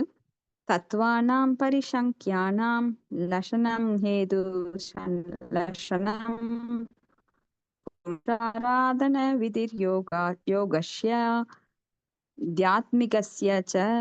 ஹரே கிருஷ்ணா. படைப்பின் மூலப்பொருட்கள், அவற்றின் எண்ணிக்கை, அவற்றிற்குரிய காரணங்கள், அவற்றின் வளர்ச்சி, அத்துடன் பக்தி தொண்டின் முறை மற்றும் யோக சக்திகளின் முறை ஆகியவற்றை அன்புடன் விளக்குவீராக. படைப்பின் மூலப்பொருள், இந்த உலகம் படைப்பதற்கு அந்த 24 மூலப்பொருட்கள் எப்படி ரொம்ப முக்கியமானதோ, ஞானேந்திரியங்கள், கர்மேந்திரியங்கள், தன்மாத்திரைகள், பஞ்சபூதம், சூட்சுமம், உடலுக்குரிய மனம், புத்தி, அகங்காரம், அப்போ தோன்றாத நிலையில் உள்ள அந்த பிரதான அப்படிங்கிற குணங்கள், அதையெல்லாம் கேட்கிறாரு. அவற்றிற்குரிய காரணங்கள், அது எதோட எது சேர்ந்து அவற்றின் வளர்ச்சி எப்படி உருமாறுகிறது, அந்த பக்தி தொண்டு முறை, எப்படி பக்தி தொண்டுங்கிறது எந்த முறையில பண்ணணும். ஏன்னா பல முறைகள் இருக்கு பகவானுக்கு பக்தி செலுத்தணும். கர்ம காண்டம், ஞான காண்டம், இந்த மாதிரி அஷ்டாங்க யோகம், இன்னும் பல முறைகள் இருக்கு. அதுல எது சிறந்தது, யோக சக்திகள், அந்த என்னென்ன யோகங்கள் இருக்கு, அதெல்லாம் கேட்கிறார் டீப்பா. அடுத்தது பதம் 20. யோகேஸ்வரைஸ்வரிய கதிர்லிங்க பங்கஸ்து யோகினா வேதோ பவேத தர்மானாம் இதிகாச பிராணயோக. ஹரே கிருஷ்ண மாதாஜி. நான் படிக்கிறேன் மாதாஜி. படிங்க மாதாஜி. பிரணம்ஸ் மாதாஜி. மொழிபெயர்ப்புகளை விலகி ஆசா பக்திவேதாந்த சுவாமி செல்லா பிரபாதகிதே. மொழிபெயர்ப்பு. மகா யோகிகளின் ஐஸ்வர்யங்கள் யாவை? முடிவாக அவர்களால் உணரப்படுகிறது என்ன? பக்குவமடைந்த யோகி எப்படி சூட்சும உடலிருந்து தன்னை பிரித்துக் கொள்கிறார்? இதிகாசம் மற்றும் பிற செயற்கையான புராணங்கள் ஆகியவற்றை உள்ளடக்கிய வேத இலக்கியங்களின் அடிப்படை அறிவு என்ன? பொருளுரை. யோகேஸ்வரரால் அல்லது யோக சக்தியின் அதிபதியால் 8 வகையான அற்புத சித்திகளை காட்ட முடியும். அவை அணுவை விட சிறியதாக அல்லது ஒரு இறகை விட லேசாக மாறுதல், விரும்பியதையெல்லாம் அடைதல், விரும்பியவாறு எங்கு வேண்டுமானாலும் செல்லுதல் மற்றும் ஆகாயத்தில் ஒரு கிரகத்தையே கூட படைத்தல் போன்றவையாகும். அற்புதமான இச்சக்திகளில் வேறுபட்ட திறமைகளை கொண்ட பல யோகேஸ்வரர்கள் உள்ளனர். அவர்கள் அனைவரிலும் மிகவும் உயர்ந்தவர் சிவபெருமான் ஆவார். சிவபெருமான் மகா யோகி ஆவார். சாதாரண ஜீவராசிகளுக்கு அப்பாற்பட்ட அற்புதங்களை அவரால் நிகழ்த்த முடியும். பகவானின் பக்தர்கள் யோக சக்தி முறையை நேரடியாக பயில்வதில்லை. ஆனால் பகவானின் கருணையால் துர்வாச முனிவரை போன்றதொரு பெரும் யோகேஸ்வரர் கூட அவரது பக்தனால் வெற்றி கொள்ள முடியும். துர்வாச முனிவர் அம்பரீஷ மகாராஜனிடம் குற்றம் கண்டுபிடித்து அவரால் அடையப்பெற்ற யோக சித்திகளின் அற்புதங்களை காட்ட விரும்பினார். அம்பரீஷ மகாராஜனிடம் பகவானின் ஒரு தூய பக்தராக இருந்தார். இதனால் அவராக எந்த முயற்சியை மேற்கொள்ளாவிடனும் யோகேஸ்வரர் துர்வாச முனிவரின் கோபத்திலிருந்து பகவான் அவரை காப்பாற்றினார். பிறகு துர்வாச முனி அரசரிடம் மன்னிப்பு கோர வேண்டிய நிர்பந்தத்திற்கு ஆளானார். அதை போலவே குரு வம்சத்தினர் அரச சபையில் திரௌபதியை நிர்வாணமாக காண விரும்பினார். அவ்வாறாக அபாயமான நிலையில் திரௌபதி இருந்த பொழுது அளவிட முடியாத அளவுக்கு நீளமான சேலையை அவளுக்கு வழங்கி பகவான் அவளை காப்பாற்றினான். யோக சக்திகளை பற்றி திரௌபதி எதையுமே அறிந்திருக்கவில்லை. எனவே பெற்றோரின் வலிமையால் குழந்தையும் வலிமையுடையதாய் இருப்பதை போலவே பகவானின் அளவற்ற சக்தியால் பக்தரும் கூட யோகேஸ்வரர்களாக இருக்கின்றனர். குழந்தைகள் எவ்விதமான செயற்கை முறையாலும் தங்களை காப்பாற்றிக் கொள்ள முயல்வதில்லை. ஆனால் பெற்றோரின் கருணையால் அவர்கள் காப்பாற்றப்படுகின்றனர். அத்தை பெரும் யோகிகளின் முடிவான கதையை பற்றியும் அசாதாரணமான சக்திகளை அவர்கள் எப்படி அடைகின்றனர் என்பதை பற்றியும் கற்றறிந்த பிராமணரான சுகதேவ கோஸ்வாமியிடம் பரீட்சித் மகாராஜன் விசாரித்தார். சூட்சுமம் மற்றும் ஸ்தூலமான ஜட உடல்களிலிருந்து அவர்கள் எப்படி பிரிகின்றனர் என்பதையும் அவர் விசாரித்தார். அவர் வேத அறிவை பற்றிய கருத்துக்களையும் கூட விசாரித்தார். பகவத்கீதையில் 15.15 குறிப்பிடப்பட்டுள்ளதை போல பரமபுருஷ பகவானை அறிந்து அவரது உன்னத அன்பு தொண்டனாக மாறுவதற்காகவே வேத நூல்கள் கொடுக்கப்பட்டுள்ளன. ஹரே கிருஷ்ண மாதாஜி. ஹரே கிருஷ்ண மாதாஜி. தேங்க்யூ மாதாஜி. அப்ப இங்க மறுபடியும் இப்ப என்ன கேள்வி கேட்கிறாருன்னா, பக்குவம் அடைந்த யோகிகள் உடலில் இருந்து தங்களை பிரித்துக் கொள்கிறார்கள். பகவத்கீதையில நான் எங்க படிச்சிருக்கோனாமா 8வது அத்தியாயத்துல நம்ம படிச்சிருக்கோம். அப்ப என்னென்ன மாதிரி யோக முறைகள் பண்றாங்க, யோகிகள் வந்து எதை டிபெண்ட் பண்ணிருக்காங்க? ஏன்னா பகவான் அவங்க டிபெண்ட் பண்றது இல்ல. பக்தி யோகி மட்டும்தான் பகவான் மேல முழு நம்பிக்கையோட இது பண்றாங்க. இவங்க எல்லாம் தங்களுடைய சக்திகளை நம்புறாங்க. அதனால அவங்களுக்கு வந்து அந்த வளர்பிறை, தேய்பிறை, அப்புறம் உத்தராயண காலம், தட்சிணாயன காலம், 6 மாதங்கள், அதையெல்லாம் இவங்க பார்க்க வேண்டியிருக்கு. உத்தராயண காலம் அந்த சூரியன் வடக்கு நோக்கி செல்லும் அந்த திசையில அந்த 6 மாதங்கள்ல, அதே போல வளர்பிறையில, அப்போ சூரியன் உதிக்கின்ற அந்த பகல் நேரத்துல அந்த உயிர் போகணும். அதுவும் நல்ல நல்ல நேரத்துல நல்ல காலத்துல உயிர் போகணுங்களுக்காக அவங்க வந்து யோகிகள் ரொம்ப தவம் பண்றாங்க. அப்போ அவங்க வந்து அவங்களுடைய சொந்த சக்தி தவம் பண்ணாலும் அவங்க வந்து ஓரளவு சக்தி, அதுலயும் வந்து பக்தி கலந்திருக்கும். ஞான மிஸ்ர பக்தி, கர்ம மிஸ்ர பக்தி. அப்போ நிஷ்காம கர்ம கிடையாது. இது எந்த காமமும் மற்ற பக்தி கிடையாது. அப்ப இதெல்லாம் ஒரு கலப்படமான பக்தி. இந்த நிலையில அவங்க வந்து அவங்களுடைய சொந்த சக்தியை ரொம்ப கஷ்டப்பட்டு அவங்க தவம் பண்ணி அந்த வாயுக்களை எல்லாம் அடக்கி அங்க மேல நெற்றி புருவத்துல எல்லாம் தியானம் பண்ணி அந்த ஆக்ஞா சக்கரத்துல அவங்க உயிரை அந்த மேல நெற்றிக்கிட்ட தலை உச்சிக்கு கொண்டு வரணும். பிரம்மரந்திரம் அப்படிங்கிற அந்த வழியாத்தான் அவங்க அந்த உயிரை எடுக்கணும். அதுக்கு நல்ல நேரம் வேணும். நல்ல நேரத்துக்கு கண்ணை மூடி தியானம் பண்ணும்போது அது வந்து அதிர்ஷ்டத்தை பொறுத்து அவங்களுக்கு அது அமையும்.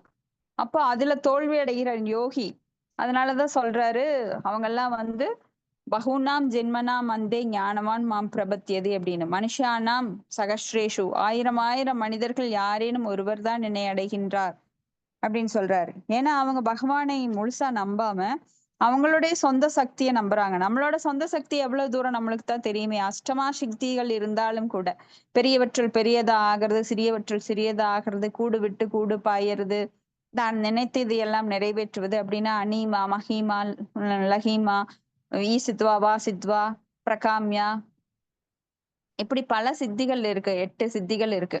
அது எல்லாம் இருந்தாலும் கூட அதெல்லாம் ரொம்ப அற்பமானவை. ஏன்னா பகவான் தான் எல்லா சித்திகளிலும் மிக உயர்ந்த சித்தர், யோகேஸ்வரர். அதனால யோகங்களின் தலைவர் அவர். யோகங்களுக்கெல்லாம் தலைவர் யோகேஸ்வரர். அப்படிப்பட்ட பகவான் என்ன சொல்றார்? யோகினாம் அபி சர்வேசம் மத் கதேன் ஆனந்த ஆத்மனா ஸ்ரத்தவான் பஜதே யோமாம் சமேயுக்த தமோ மதக அப்படிங்கிறார். யோகிகள் சிறந்தவன் யார் அப்படின்னா எப்போதும் என்னையே நினைத்து என்னை வழிபடுபவன் அப்படின்னு சொல்றாரு. எனக்கே எல்லாவற்றையும் அர்ப்பணம் பண்றவன். அப்ப யோகங்கள்ல பல வகை இருக்கு. கர்ம யோகம், ஞான யோகம், பக்தி யோகம் அப்படின்னு. அந்த பக்தி யோகம் தான் எல்லாவற்றிலும் சிறந்தது. ஏன்னா பக்தி யோகத்துல மட்டும்தான் புலன்களை அடக்க முடியும், பகவானை எப்பொழுதும் சிந்திக்க முடியும், பகவானுக்காக செயலாற்ற முடியும். அப்ப அந்த பக்தி சிறந்தது, எல்லா யோகங்களையும் சிறந்தது அந்த பக்தி யோகம். இதெல்லாம் தான் அவர் கேள்வியா கேட்கிறார். அப்ப பக்குவமடைந்த யோகினா யாரு? பக்குவமடைந்த யோகினா யோகினாம் அபி சர்வேஷான்னு பகவான் சொல்றார்.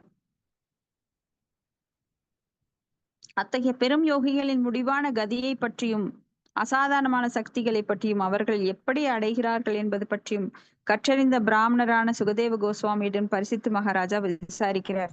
ஏன்னா அப்படி யோகம் பண்றவங்க அந்த 10 விதமான வாயுக்கள் இருக்கு உடம்புல. அந்த 10 விதமான வாயுக்கள்ல அந்த 5 வாயுவை அவன் எப்படி கண்ட்ரோல் பண்றான்? ஏன்னா ஒரு வாயில இருந்து ஒரு வாயுவை கண்ட்ரோல் பண்ணணும். அப்புறம் மூச்சு காற்றையெல்லாம் எப்படி அடக்கணும் அப்படிங்கறதெல்லாம் அந்த யோக சித்தியில சொல்லப்பட்டிருக்கு. பிராணயாமா அந்த ஸ்டேஜ்ல. அப்ப அந்த 4 வாயுக்களையும் 5 வாயுக்களையும் அடக்கி அதுக்குள்ள இருக்கிற அந்த ஆத்மாவை மேல எழுப்பி அவன் பிரம்மரந்திரத்திற்கு கொண்டு வரக்குள்ள அவ்வளவு சிரமப்படணும். அதெல்லாம் செயற்கையான முறையில, இயற்கையா கிடையாது. இயற்கையான முறை அப்படின்னா பக்தி தொண்டுதான். ஏன்னா பகவானுக்கு பக்தி தொண்டு செய்யும் போது எல்லா விருப்புகளும் தானாக அடங்கி விடுகிறது. ரொம்ப எளிமையான முறையில அவன் பகவானை நினைச்சுக்கிட்டு பகவானோட லோகத்துக்கே போயிடுவான். எப்பவும் பகவானை பத்தி கேட்கறது, பேசுவது, அவரது மந்திரங்களை சொல்லுவது, இப்படி அவருக்காக உண்பது, அவருக்காக சமைப்பது, எதையெல்லாம் செய்கிறாய் அதை எதற்காக செய். யத் கரோசி யத் யத் கரோசி யத் ஜிகோசி ததாசி யத் தபசேசி கவுந்தேய தத் குரு சோமார் தர்ப்பணம் அப்படின்னு சொல்லி எதையெல்லாம் செய்கிறாயோ, எதெல்லாம் உண்கிறாயோ, எதெல்லாம் படைக்கிறாயோ, அதையெல்லாம் எனக்கே, எதையெல்லாம் தானமாக செய்கிறா அதையெல்லாம் எனக்காக செய்ய அப்படின்னு சொல்றார். அப்ப அதுதான் ரொம்ப எளிய வழிமுறை. அதை விட்டுட்டு அவங்க செயற்கையா செய்யும் போது நிறைய இடைஞ்சல் ஆகுது. அப்ப சூட்சும மற்றும் ஸ்தூல உடல்களில் அவர்கள் எவ்வாறு பிரிகின்றன? சூட்சும உடல்ல இருந்து சீக்கிரம் ஸ்தூல உடல்ல இருந்து சீக்கிரம் பிரிஞ்சிடலாம். ஆனா சூட்சும உடல்ங்கிறது அவ்வளவு சீக்கிரம் நம்மளை விடாது. ஏன்னா நம்ம கர்மாக்கள் அதுலதான் பதிவு செய்யப்படுகிறது. எப்படி நாம டேப் ரெக்கார்டை பார்க்க முடியாது, ஆனா நம்ம குரல் அப்படியே சொல்லுதே. இது ஆரம்பத்துல இந்த இந்த டெக்னாலஜி வளர்றப்போ நம்ம ஆரம்பத்துல இது எப்படி நம்ம பேசுறது அப்படியே பேசுது இந்த டேப் ரெக்கார்டு அப்படின்னு ஆச்சரியமா பார்த்திருப்போம். அது போல இந்த சூட்சும உடலானது நமது கர்ம வினைகள் அனைத்தையும் அதுல பதிவாகி இருக்கின்றது. நாம என்ன செய்யறோமோ, நாம என்ன நினைக்கிறோமோ, எதன் அடிப்படையில் காரியங்கள் பண்ணுகிறோமோ, அப்போ எப்படி ஒரு பாவம் செஞ்சுட்டு நம்ம தப்பிக்க முடியாது அப்படின்னா, லட்சம் லட்சம் பசுக்கள் இருந்தாலும் ஒன்று கன்றுக்குட்டியானது அதன் தாய் பசுவை பார்த்து ஓடுவது போல இந்த பாவங்கள்ல நம்மை நோக்கி கரெக்டா வரும். நாம் செய்யற பாவங்கள் நம்ம விடவே விடாது. அப்போ ஒவ்வொரு செகண்டும் நாம் செய்யற செயல்களுக்கு எப்படி ரியாக்ஷன் பிரதிபலன் இருக்கின்றது, அது எல்லாம் இங்க சூட்சும உடல்ல பதிவாகுது. அதை அவர் விசாரிக்கிறார். அப்ப வேத அறிவை பற்றிய கருத்துக்களையும் கூட விசாரிக்கிறார். வேதத்துல என்ன சொல்லியிருக்கு? ஏன்னா வேதங்கள் அப்படிங்கிறது பொதுவாக சொல்லப்பட்டவை. அப்ப வேதத்தின் வார்த்தைகளால, அந்த ஜொலிக்கும் வார்த்தைகளால சிலர் கட்டுண்டு அதன் பின்னாடி போயிடுறாங்க. அப்ப அந்த வேத அறிவு என்ன சொல்லுது? பகவானுதான் சொல்லுது. ஆனா மறைமுகமா சொல்றது வேதாந்தம், வேதத்தின் முடிவு பகவான் தான். ஆனா அதை நேரா சொல்றது இல்ல. அப்ப வேதத்துல இப்படி செய்யுங்க அப்படி செய்யுங்க அப்படின்னு அது கர்ம காண்டத்தை நோக்கி அவங்கள உள்ளிழுத்து செல்கின்றது. அது மயக்கும் வார்த்தைகள். யாராவது மயக்கிற வார்த்தைகள் பேசினா உடனே அவங்க பின்னாடி போறோம் இல்லையா? அது மாதிரி இந்த வேதங்கள் நம்மை தவறான பாதைக்கிட்டு செல்லுது சில சமயம். ஏன்னா வேதங்களை புரிஞ்சுக்கிட்டவங்க எல்லாமே நம்ம புத்திசாலிகள் கிடையாது. அவங்களும் என்ன பண்றாங்க? பண்டிதர்கள் ஆயிடுறாங்க. அப்படி வேதங்கள் அறிவை கூட அவர் விசாரிக்கிறார். பகவத்கீதையில 15.15 பகவான் சொல்ற மாதிரி பரமபுருஷ பகவானை அறிந்து அவரது உண்ண அன்பு தொண்டனாக மாறுவதிலேயே வேத நூல்கள் கொடுக்கப்பட்டுள்ளன. ஏன்னா வேதங்களை இயற்றியவரும் அவரே, வேதங்களால் புரிந்து கொள்ளப்பட வேண்டிய அவரே, வேதங்களை முழுமையாக புரிந்தவரும் அவரே. அதனால வேதங்கள் எல்லாம் படிச்சு. ஆமாங்க மாதாஜி, அதேதான்.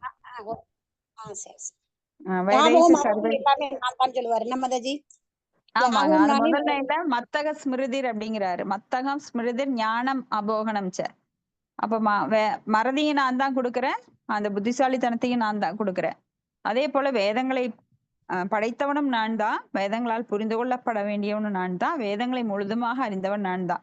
ஏன்னா வேதங்கள் கடல் போன்றது, அதையெல்லாம் யாராலையும் கரைச்சு குடிக்க முடியாது. அப்போ ஒரு வாழ்நாள்ல நம்ம வேதங்களை எல்லாம் படிக்கணும் அப்படின்னா ஒரு பக்கெட் தண்ணி, கடல் போன்ற தண்ணியில ஒரு பக்கெட் தண்ணி மேக்சிமம் நீங்க உங்களால குடிக்க முடியும். அதுக்கு மேல குடிக்க முடியுமா? முடியாது. அப்ப வேதங்கள் கற்பதனால பகவானை புரிந்து கொள்ள முடியாது. அப்ப வேதங்கள் மறைமுகமானது. வேதம் அப்படின்னாலே மறைமுகம். இதோட முடிச்சுக்கலாங்க. உங்களது கருத்துக்கள் ஏதாவது இருந்தா நீங்க பகிர்ந்து கொள்ளலாம்.